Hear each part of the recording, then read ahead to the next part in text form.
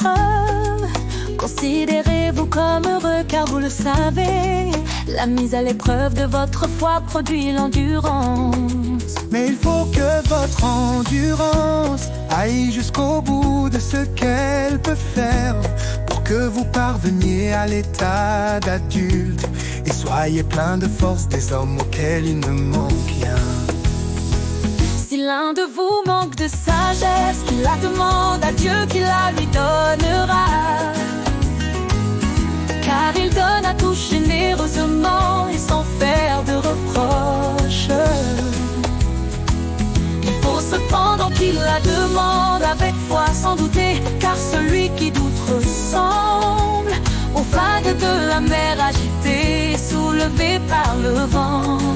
Qu'un tel homme ne s'imagine pas obtenir quoi que ce soit du Seigneur, son cœur est partagé. Il est inconstant dans toutes ses entreprises.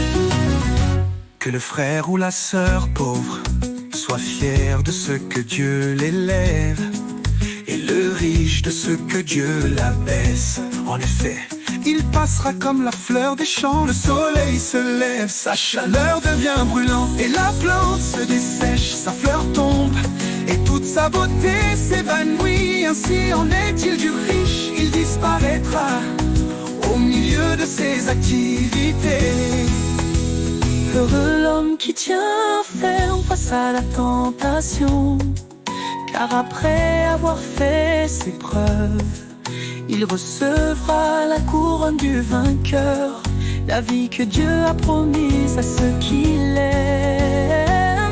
Que personne devant la tentation ne dise c'est Dieu qui me tente, car Dieu ne peut pas être tenté par le mal, et il ne tente lui-même personne. Lorsque nous sommes tentés, ce sont les mauvais désirs que nous portons en nous qui nous attirent et nous séduisent.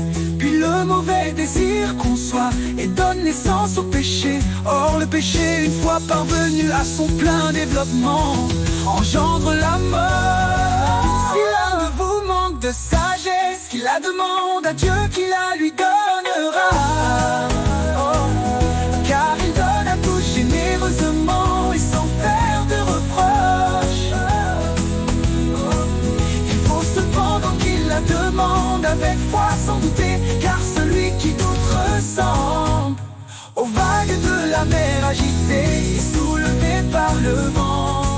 Qu'un tel homme ne s'imagine pas obtenir quoi que ce soit du Seigneur, son cœur est partagé.